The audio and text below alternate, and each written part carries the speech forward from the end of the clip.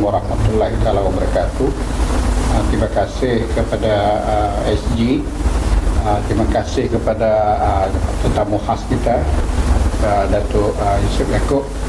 Jadi program pertama ini julung kali ya, sebelum kita berdepan dengan pilihan raya kira-kira 5 hari dari sekarang, selepas penamaan calon.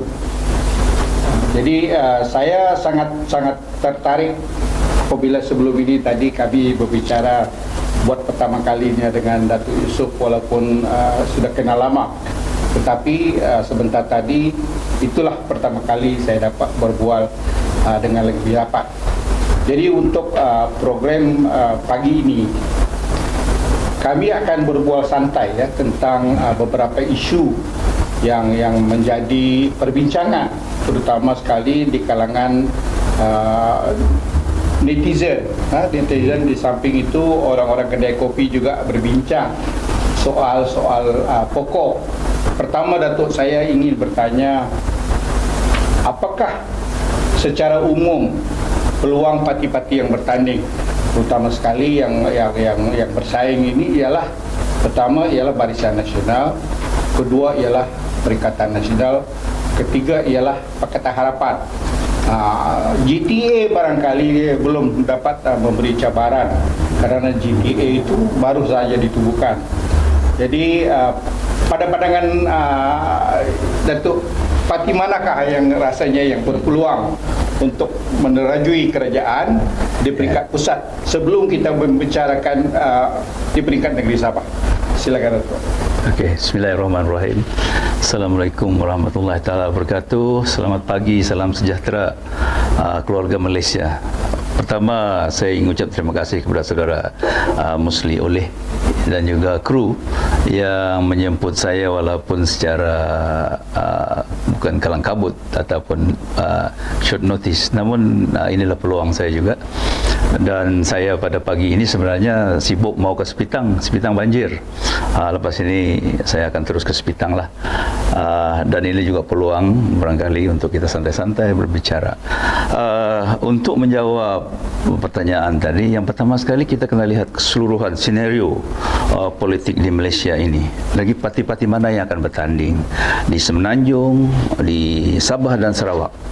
Kalau kita lihat di Semenanjung, asal usul pemimpin parti yang ada sekarang ini dalam PRU 15 ini adalah daripada asal usul yang sama, iaitu orang daripada satu akar ataupun satu biji, iaitu Barisan Nasional ataupun UMNO. Okey, kita lihat parti-parti yang mempunyai saingan yang hebat ya. Yang pertama sekali dalam UMNO BN, Presiden UMNO sekarang Datuk Zahid, di timbalannya Tan Sri Mahasan, juga orang UMNO. Kemudian kita lihat Anwar Ibrahim, parti PH, kumpulan PH, adalah juga asal usul daripada UMNO.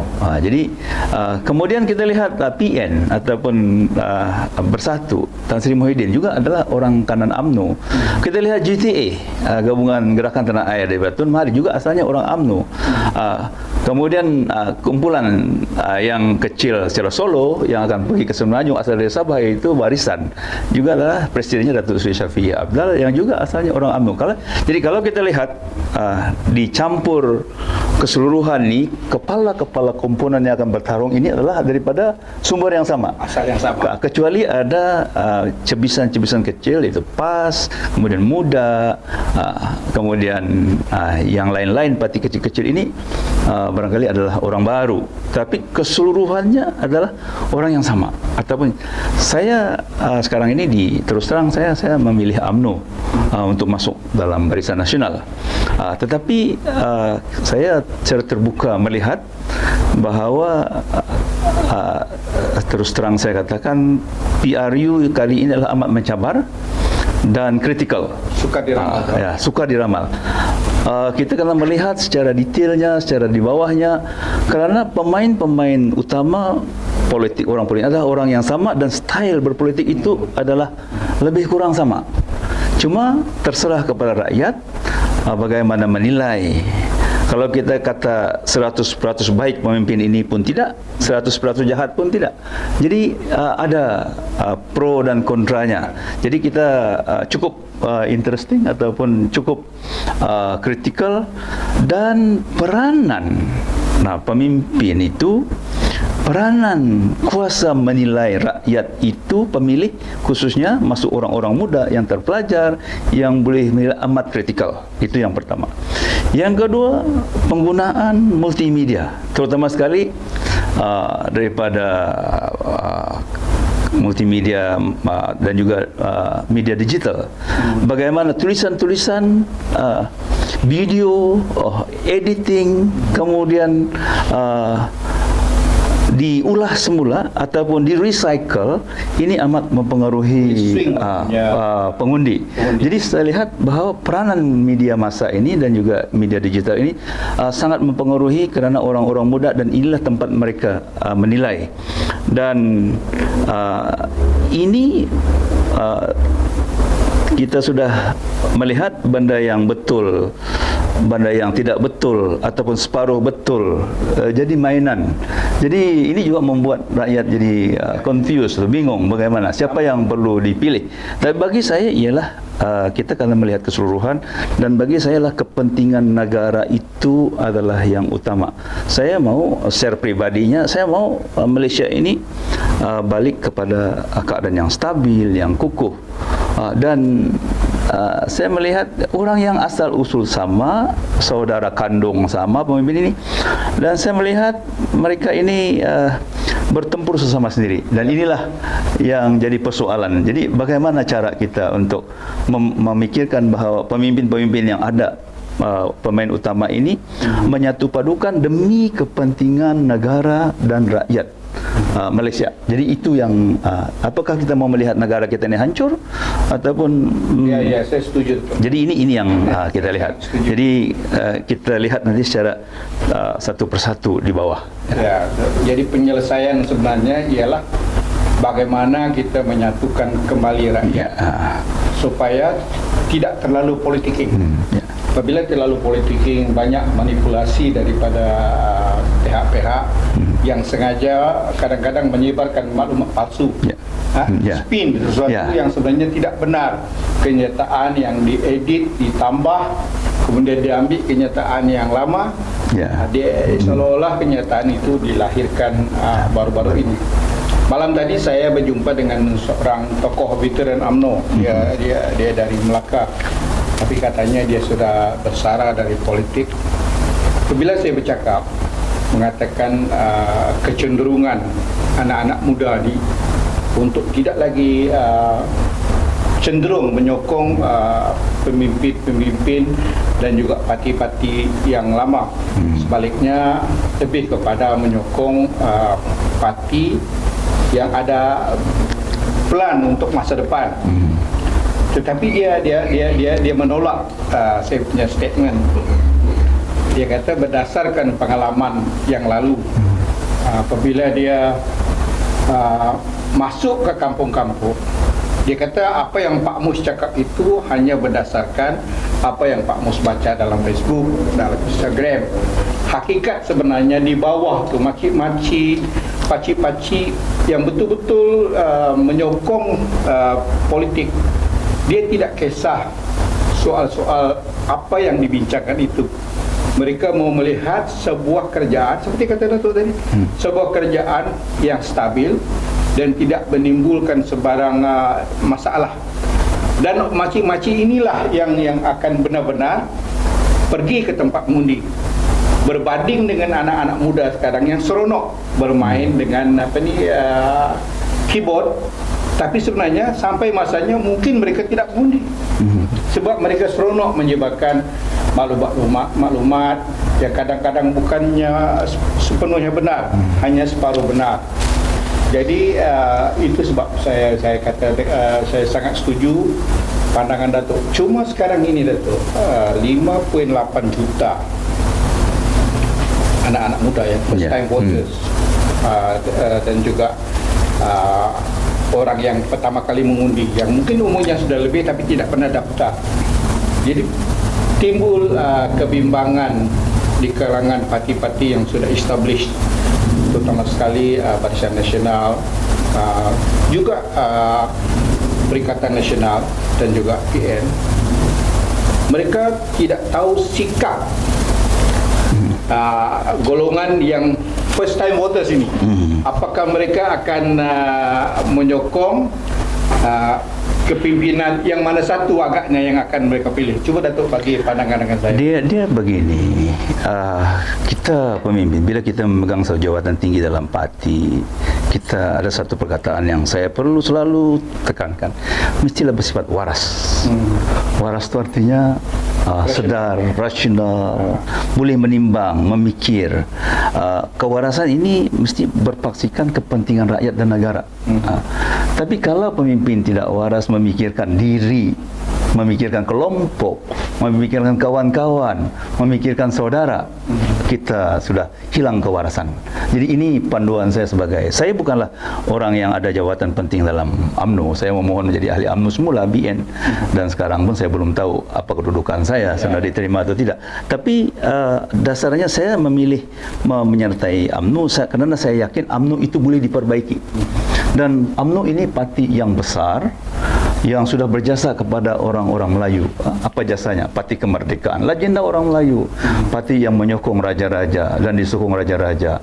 Parti yang banyak menyumbang jasa kepada orang Melayu, contohnya MARA, tabung haji, universiti, dan semua perjuangan itu dibawa ke dalam PIU, Perhimpunan Agung UMNO, dibawa ke kabinet dan dilaksanakan.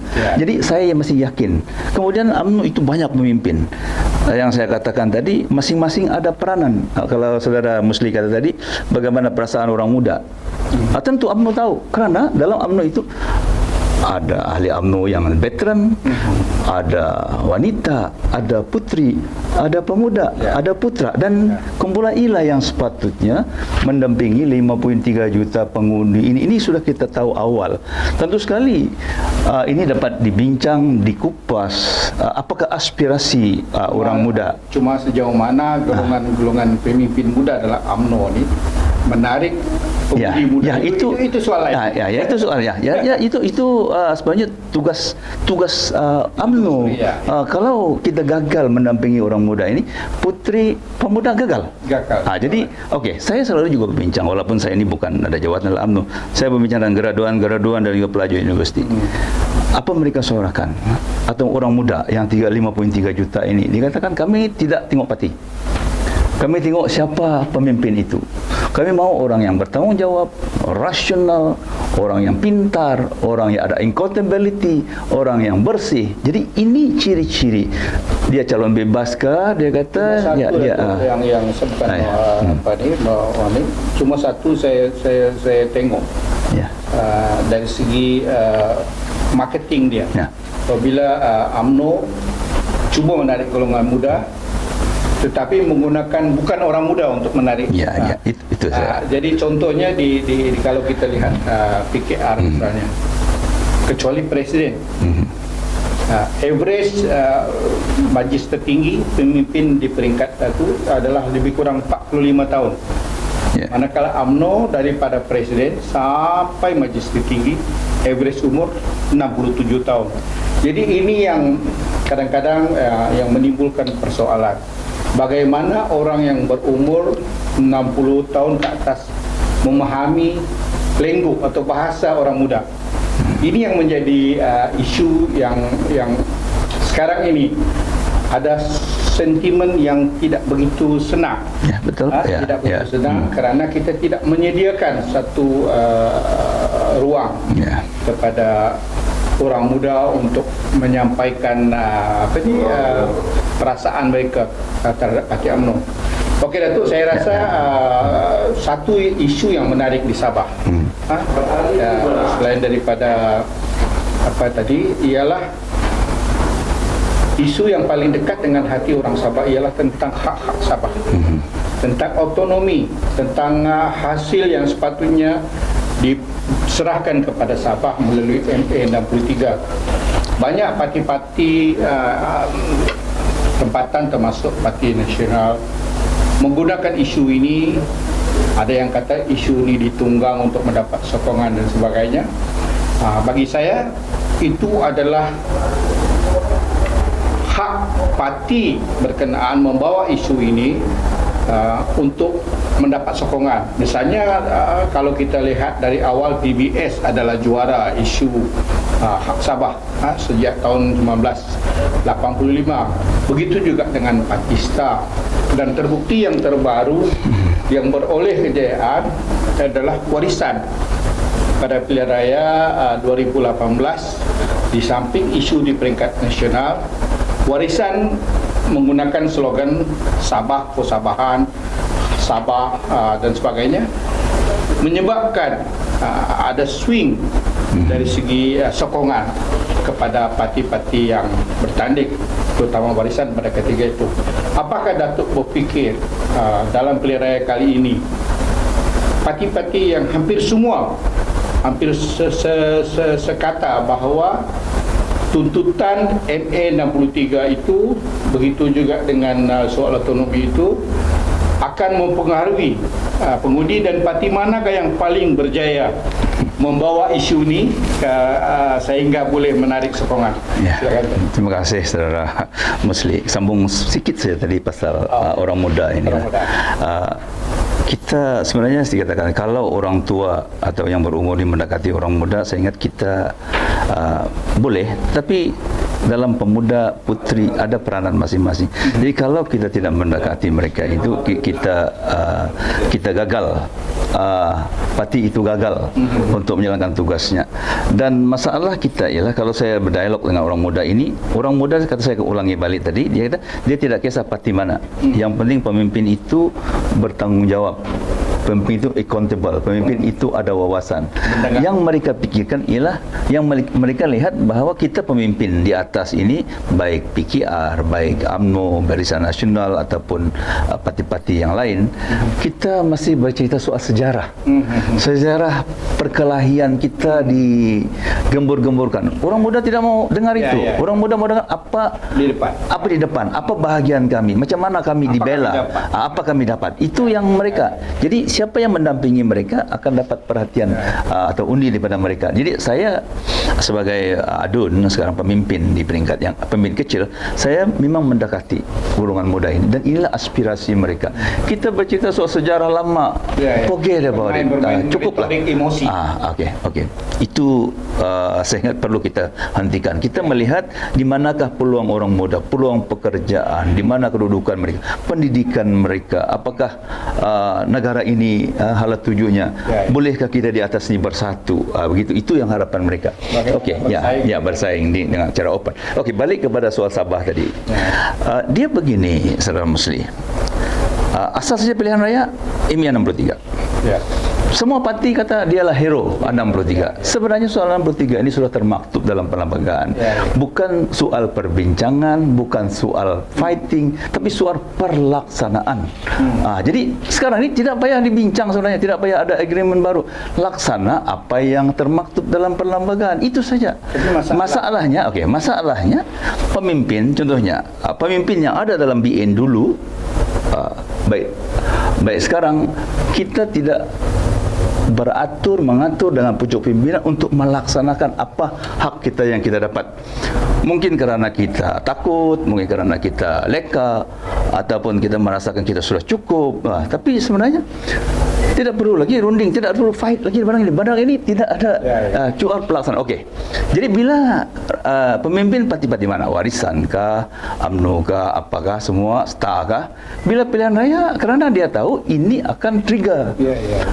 Orang Sabah, inilah parti yang terbaik. Sebenarnya soalnya, contohnya apa-apa yang soal kesihatan, kita sudah dapat. Soal tanah, kita sudah dapat. Apa yang termaktub dalam MA 20 perkara itu, atau MA 60, kita sudah dapat. Cuma kita tidak berunding ataupun melaksanakan. Kerana kalau contohnya Datuk Seri Syafiee, dia sebagai timbalan naib presiden UMNO berapa tahun, kemudian menteri di persekutuan dalam kabinet, itu cuma pelaksanaan melalui kementerian dia saja, sama ada dia mau melaksanakan ke tidak. Jadi ini bukan soalnya kita mesti fight rakyat Sabah, siapa menyokong parti ini, yang akan melaksanakan. Okey, kita mesti parti lokal Sabahan baru boleh fight. Bukan saya salah. Sebenarnya lebih senang dalam parti nasional itu kerana dia di dalam. Karena kita orang di luar mau fight. Jadi dan kita sendiri sebenarnya pendirian pemimpin-pemimpin Sabah itu sendiri. Kalau selagi pemimpin Sabah ini tidak bersatu walaupun berlainan parti, ini tidak akan terjadi. Jadi dan ringkasnya itu yang kegagalan kita memenuhi tuntutan ME 63 itu adalah kerana kelemahan pemimpin Sabah yang ada dalam kerajaan persekutuan pada masa itu. Saya setuju.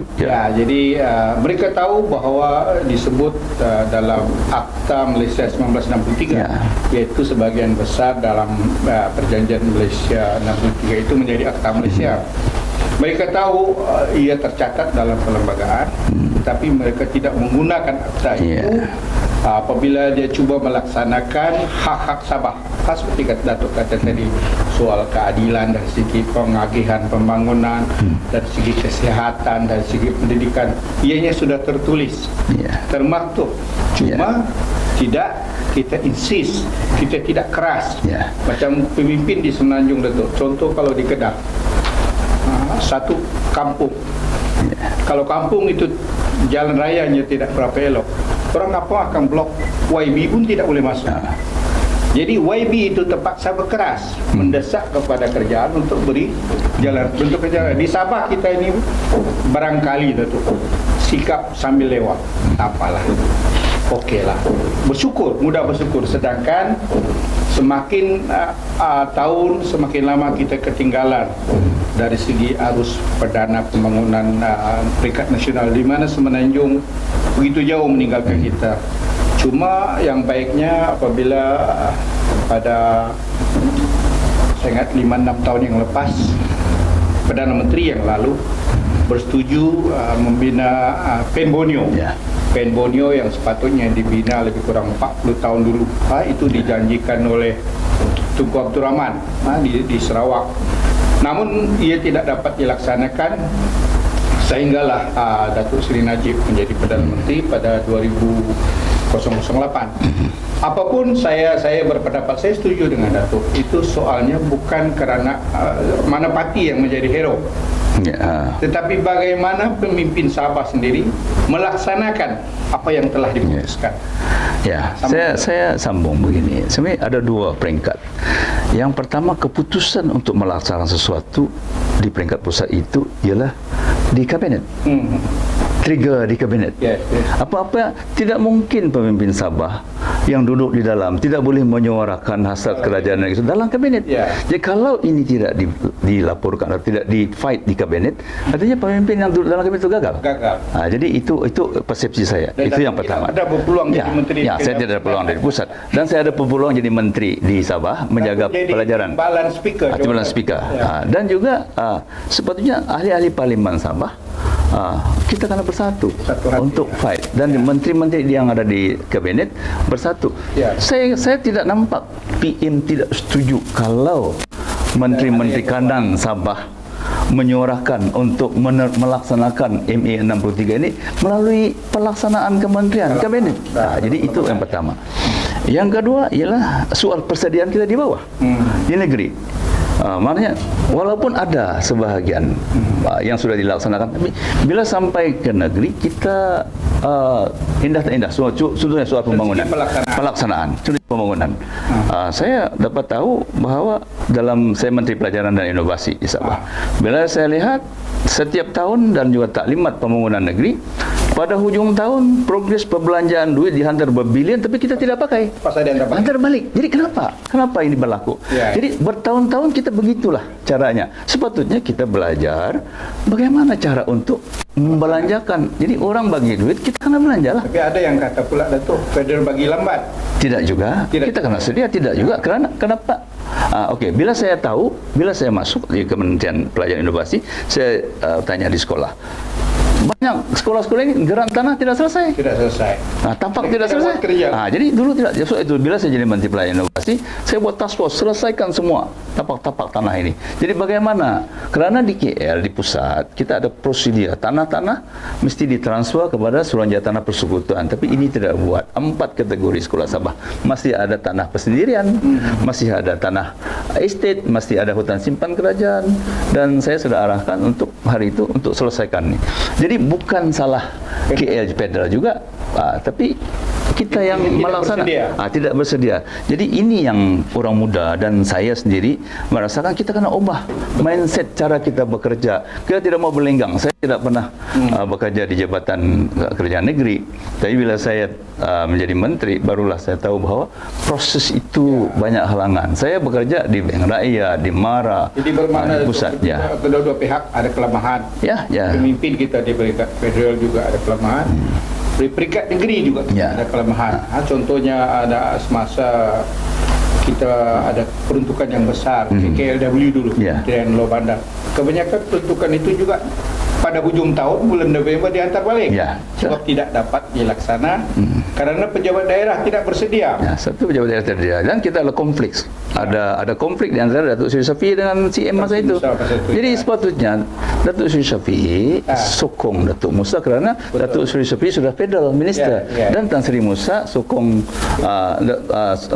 Syafiee sokong Musa kerana Musa ketua menteri. Tidak ada. Jadi kita kekuatan ini kita tidak guna, tapi kekuatan yang ada itu kita guna untuk menghancurkan diri kita. Jadi ini yang pribadi itu memberi kesan buruk kepada negeri Sabah. Jadi nyambung. Jadi saya melihat sekarang ini kita kena sedar yang ini. Sejarah sudah mengajar kita, dan saya melihat ada tanda-tanda. Ada tanda-tanda bahwa kita boleh kompromi. Bila sekarang ini bila ada keputusan kita untuk gabungan di antara GRS dan BN. Jadi ini permulaan. Walaupun dua parti bersatu di federal. Jadi cuma Datuk Seri saja Syafiee di bawah warisan ni mau solo. Mau solo. Dia pun sekarang ni dia mau. Dia bukan solo tu. Ada orang mau ikut dia. Saya tidak tahu lah. Saya tidaklah. Dia cuba warisan. Jadi dia lamar PBS tidak mau. Jadi dia hentam semualah sekarang. Lakan lama dulu pun APCO dihentam, DP dihentam, PKR dihentam. Bila kita mau jadi blok Borneo, contoh GPS Sarawak, dia blok Borneo. GPS Sarawak bertanding 31, tapi GPS Sarawak 4 parti bergabung. Manakala warisan ni satu. Jadi dia tidak boleh dia saya ingat warisan pun Datuk Seri pun silap sudah lari jauh daripada perjuangan asal warisan lah. So itu saya pun keluar daripada warisan pasal itulah salah satu. Okey, balik kepada gabungan GRS BN ini. Kita sudah memulakan sesuatu. Sekarang Parlimen bubar, tapi kerajaan negeri tidak bubar. Gabungan GRS BN inilah saya ingat satu landasan baru untuk persepahaman, satu landasan baru untuk kita menuntut hak-hak kita. Inilah landasan yang saya lihat yang akan menjadi kenyataan untuk rakyat Sabah. Jadi saya merayu rakyat Sabah untuk menyokong gagasan ini. Okey, mungkin kita katakan mesti 100% Sabah Parti. Kita jangan banding di antara Sarawak dan Sabah. Sarawak latar belakang sejarahnya berbeda. Sarawak, UMNO tidak pernah memerintah di Sarawak. Orang-orang UMNO tidak pernah duduk di Sarawak. Dan lokal parti membentuk kerajaan tidak pernah bergabung dengan Parti Semenanjung, sama ada PKR ataupun DEP. Tapi Sabah sejarah kita lain. UMNO sudah bertapak sini 32 tahun. Tentu sekali orang yang lahir 32 tahun dulu sudah mengalir dalam darahnya ialah darah UMNO. Saya sudah survey di bawah. Bagi orang-orang Islam khususnya, mereka susah untuk membuang UMNO. Dan UMNO ini banyak berjasa juga kepada orang Sabah, terutama sekali pemimpin politik. Telah mengubah banyak pemimpin politik yang dalam UMNO menjadi hidupnya lebih baik. Banyak usahawan dalam yang menyokong UMNO BN hidupnya sudah berubah menjadi lebih baik. Dan rakyat biasa juga dapat kemudahan-kemudahan daripada pembangunan UMNO itu. Satu ketika dulu UMNO ini, bila dia masuk ke Sabah, dia menyatukan pemimpin Islam daripada parti-parti lain seperti Percaya, PBS masa itu. Itu satu soalan yang sebenarnya yang saya mau tanya tentang parti lokal dan juga parti nasional. Seperti Datuk kata tadi, di Sarawak landscape dia berbeza. Tidak sama Tapi saya pernah jawab dengan naib Presiden PBB, Datuk Karim. Saya kata di Sarawak ialah hanya parti tempatan. Di Sabah 34 tahun kami pun parti tempatan. Masa itu USNO, selepas USNO berjaya, lepas itu BBS. Maksudnya sekarang ni Sabah dalam fasa kedua politik. So makna Sarawak itu masih fasa 1, belum lagi pergi fasa 2. So dari segi advance, Sabah sebenarnya itu kesedaran politiknya lebih advance daripada orang Sarawak. Dan kita tahu menilai, sebenarnya kita tahu menilai apabila orang kata yang terbaik itu parti tempatan. Saya tanya Datuk dalam satu dialog, semasa Akta Pembangunan Petroleum, parti apa yang berkuasa di sana? Parti tempatan. Tapi kita undi juga. Semasa ditandatangani perjanjian dengan Petronas, parti apa yang berkuasa di Sabah? Parti tempatan seperti Berjaya. Semasa kita mengundi menurunkan satu Sabah daripada 3 wilayah kepada 1 menjadi 13 wilayah, parti tempatan juga. Jadi ini bukan soal parti, soalnya kepimpinan. Bagaimana tegasnya kepimpinan itu mempertahankan hak kita. Jadi soal parti tempatan, parti nasional itu bukan lagi isu kepada saya, Datuk. Mungkin Datuk pun bersetuju dengan saya. Ya, saya setuju. Dan yang penting kata Datuk, sekarang ini apabila kita bekerjasama, sebenarnya bukan karena soal parti, tapi soal orang pemimpin yang berjaya menyatukan gabungan itu. Sebenarnya GRS BN ini adalah lebih kepada bagaimana Datuk Haji Ji begitu besar, berjiwa besar, melaksanakan satu kerjasama sehingga orang-orang yang bukan senang dikawal tu, orang seperti Datuk Bong, orang seperti Jeffrey, Maximus, Tan Sri Pendekar, Yong Tekli, dia boleh bawa dalam satu gabungan, dan gabungan inilah yang akan memastikan fokus orang politik adalah untuk membangun negeri Sabah. Dalam masa yang sama kita menuntut hak kita secara kolektif dengan kejap sekitar. Saya setuju, itu yang saya katakan, kita sudah bermula. Gabungan GRSBN ini satu permulaan yang saya melihat positif.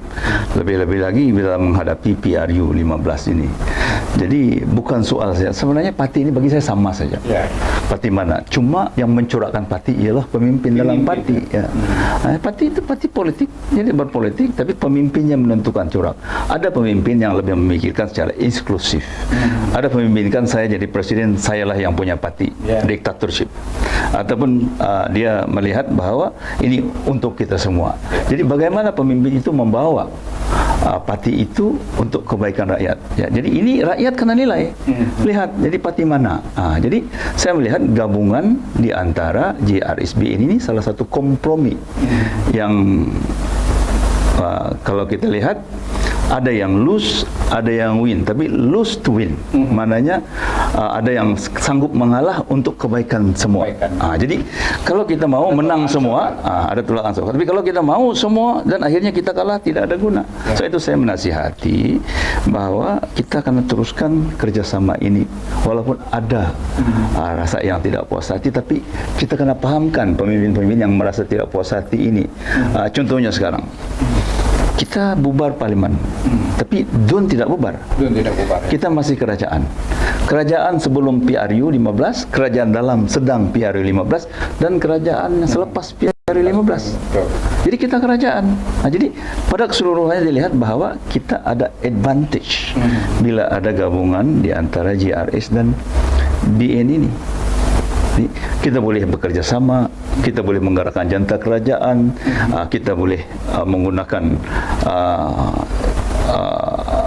pemimpin bawahan, contohnya JKK, JPKK. Tapi kalau GRS dan BN bertembung, kementerian, menteri yang jaga daripada PB atau GRS mengarahkan stafnya sokong GRS. Lepas itu menteri yang BN mengarahkan stafnya sokong BN. Di bawah bagaimana? Di peringkat daerah DUN ada ketua kampung yang GRS, ada ketua kampung BN. Jadi ini masalah yang sangat serius. Jadi saya melihat ini adalah permulaan yang baik dan kita teruskan yang ini. Tetapi kita ada isu juga. Saya katakan tadi bahawa soal calon. Ya, ya. Dan calon itu kita uar-uarkan. Calon hendaklah macam Datuk Seri Bong sudah dibagi kata autonomi, ada memilih calon. Apakah betul-betul dibagi autonomi? Ya. Ataupun calon dikatakan wali, winnable, Ya, ya. acceptable, likable. Ya, ya. Apakah itu betul-betul dilaksanakan? Jangan cakap saja. Masa dulu sama juga masa Abdul Ahmad Badawi yang amat Muhammad dulu dikatakan calon mesti bersih, tidak ada kes. Tapi bila sampai pelaksanaan tidak diambil kira. Cakap saja. Jadi ini yang rakyat mau lihat sekarang. Pengumuman calon malam ini oleh BN dan besok saya dipanggap sebelah petang di Sabah, JRSBN. Apakah yang dilaung-laungkan sebelum ini memenuhi itu. Jadi ini yang saya tahu semua parti pun ada masalah, warisan bermasalah, dalaman bila PKR pun bermasalah. Tidaklah calon yang 100% terbaik. Tapi setakat ini warisan agak okey tu. Jadi saya tahu ada yang tidak okey juga, ada yang tidak okey. Saya tahu ada yang tidak, banyak yang tidak okey juga. Tetapi soalnya ialah bila sudah diputuskan apakah komponen ini gabungan ataupun parti-parti yang single ini, apakah pimpinan di bawah contohnya di kawasan parlimen boleh menerima calon yang dinamakan itu. Jadi ini ada sejarah dalam pilihan raya negeri yang lepas di mana ada parti-parti gunakan calon bebas bila dia tidak berpuas hati. Jadi kita harap kali ini perkara itu tidak berlaku. Sebab saya percaya kita sudah cukup matang, sudah cukup matang. Jadi soalan terakhir itu, saya ingat masa kita pun sudah cukup. Nanti kita akan sambung lagi seronok sembang-sembang dengan Datuk, orang lama, orang pengalaman. Pada pandangan Datuk, di peringkat kedua-dua peringkat, parti apakah yang agaknya akan menerajui kerajaan pada 20 hari bulan November? Ya, asasnya tadi saya balik kepada soal calon. Kalau kita yang laung-laungkan bahawa calon yang kita pilih itu winnable, acceptable, likable, dan apa yang kita cakap awal itu kita laksanakan dan kita sudah buat kajian di bawah, maknanya berdasarkan kepada keputusan di bawah rakyat, kita tanya pengundi, bukan keputusan segelintir individu dalam parti yang memikirkan soal siapa adik saya mau calon, anak saya mau calon, kawan rapat saya calon. Itu menjahanamkan. Rakyat akan tolak. Dan saya melihat ini adalah sukar. Jadi siapa parti yang akan mengotakkan kata-kata ini, mungkin itu yang disukai oleh rakyat, inspirasi itu. Kemudian yang kedua, bagaimana menyelesaikan konflik di bawah di peringkat parlimen itu sendiri. Apakah pilihan raya ini wallet ini, saya sebut wallet atau orang yang berpengaruh, kepala-kepala parti ataupun contohnya mantan adun, mantan MP, ketua bahagian yang tidak jadi calon ini terpilih ini sanggup berkorban bekerja untuk memenangkan calon yang satu. Tapi kalau kata tadi ada timbul perkataan saudara Musli kata sabotage ataupun Kelantan cakap cah keting, hancur. Jadi ini akan memudaratkan. Jadi kalau saya lihat, kalau rakyat orang di Semenanjung lah, saya melihat, saya sudah bercakap juga orang Melayu di Semenanjung, ini analisa saya, mungkin saya salah, orang-orang Melayu terutama sekali yang terpelajar, yang boleh berpikir, orang-orang Melayu yang lama yang berpikir, orang-orang Melayu dalam GLC, orang-orang Melayu dalam kerajaan, GLC, dan juga usahawan kecil yang dapat kemudahan banyak daripada kerajaan. Mereka telah merasai dalam BN, kemudian 22 bulan dalam PH, dan sekarang MN yang caca merbak ini. Jadi mereka tahu macam mana masa di BN, macam mana di PH, terutama sekali orang Melayu. Tapi rata-rata mengatakan bahawa kita balik semula ke yang asal kestabilan ini.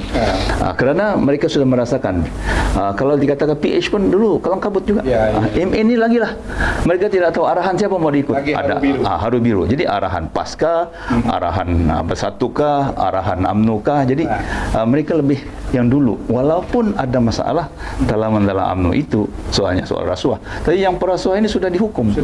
Jadi perlahan-perlahan phase out orang yang bermasalah dan akan diangkat pemimpin baru yang bersih, muda, yang mempunyai wawasan. Yang penting sistem. Sistem, ya, konsep dan very strategik dalam UMNO ini. So itu saya memilih. Akhirnya saya memilih masuk UMNO semula karena saya sudah menilai. Setahun saya menilai keadaan di Sabah ini untuk orang Melayu tidak ada asasnya. Asasnya ialah balik kepada UMNO. Soalnya nanti dengan siapa UMNO itu bekerja sama, kemudian itu perkara soal kedua. Jadi very interesting untuk melihat. Tapi bagi saya inilah keadaan senario politik di Malaysia ini. Terima kasih banyak yang berhormat Datuk Yusuf Yaakob. Demikianlah tadi bicara santai saya dengan Datuk, banyak perkara-perkara menarik yang barangkali boleh menjadi panduan tuan-tuan semua. Jadi untuk itu saya mengucapkan terima kasih banyak. Ya, Terima kasih. Terima kasih. Ya.